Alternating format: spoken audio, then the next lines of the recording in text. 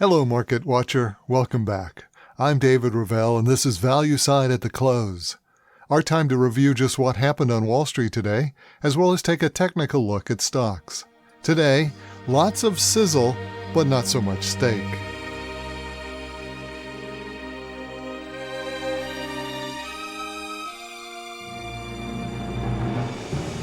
Well, it was a day when Wall Street reached for its own conclusions and didn't worry about the details.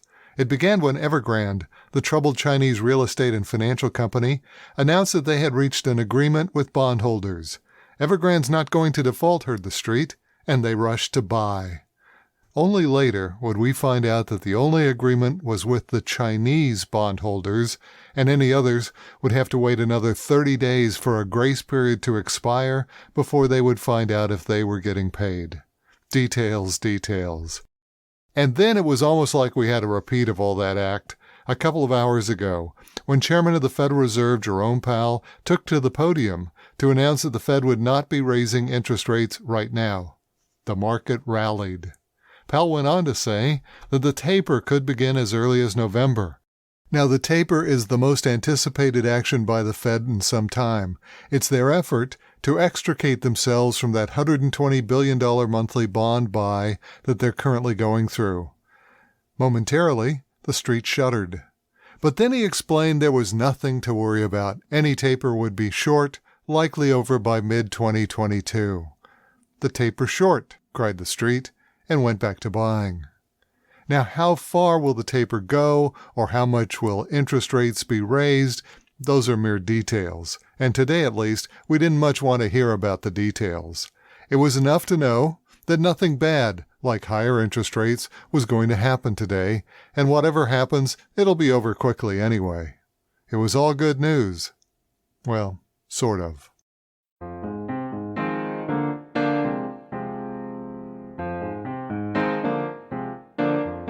Now, turning to the market numbers, it was all green in all three market indicators. In fact, in looking at individual issues, only two major stocks closed down, and the two major stocks were the ones we talked about at noon: Adobe Systems, which reported disappointing earnings last evening, and Facebook, with yet another issue over company policies. Overall, oil, bonds, cryptos, all up. The only thing down today was gold itself.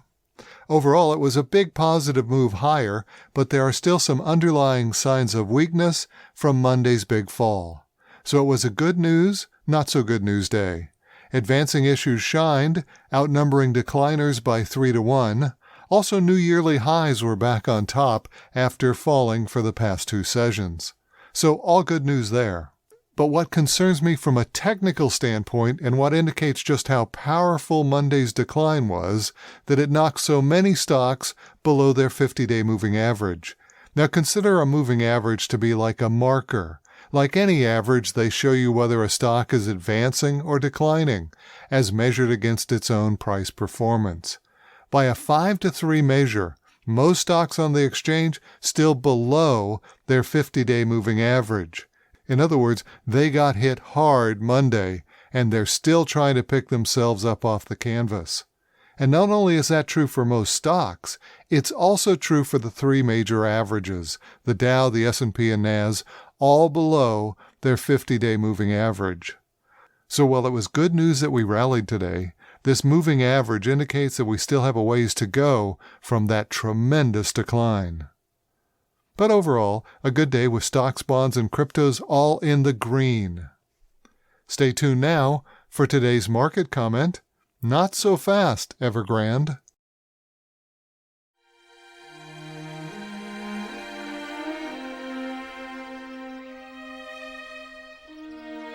Well, last night was like two different stock markets.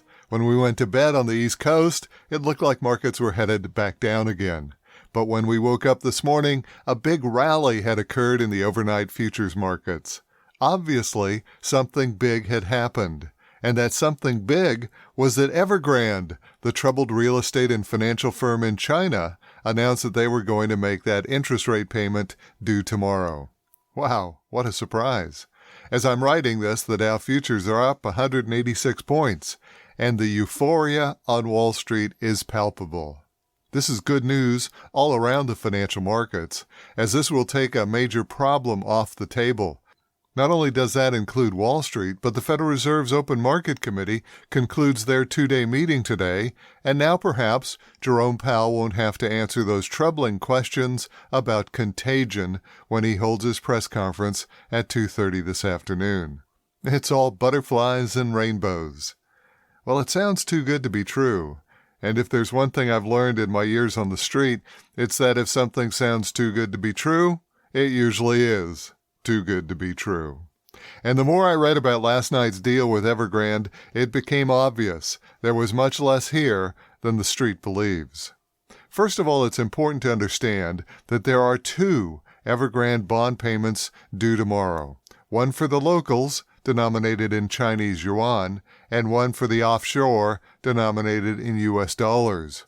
Only the Chinese bond interest is being paid, not the offshore bond. Now, making matters much worse, there is absolutely no disclosure of exactly how much of the Chinese bond interest will be paid or exactly when. I refer you to more of the specifics here to an excellent article this morning in Zero Hedge. But all we know about this bond interest payment is that apparently an agreement has been reached between Evergrande and its Chinese bondholders on some kind of a payment. And this makes perfect sense to me. Remember, many of those bondholders are the ones who had sequestered Evergreen management in their offices by blocking all the lobby exits at the Evergreen office buildings. So by all means, you want to pay off the demonstrators if you can. But that still leaves the offshore bondholders in limbo. And here again, another Evergrande loophole comes into play. Oh, wow, I sure would like to have the Evergrande lawyers.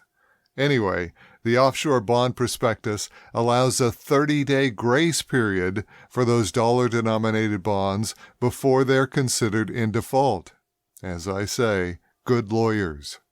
So really, this crisis will continue on for another month until that grace period expires.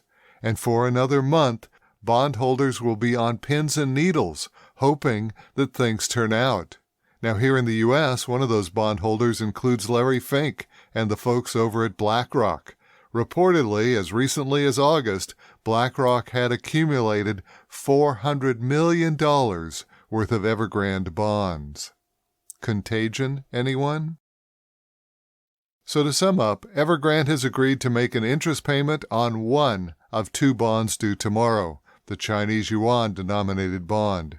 The offshore US dollar-denominated bond, however, will be put in limbo, a 30-day grace period before we will know if that interest payment will be made. The saga continues. And that's Value Side for Wednesday, September 22nd. I'm David Ravel. Please join me in praying for those left behind in Afghanistan.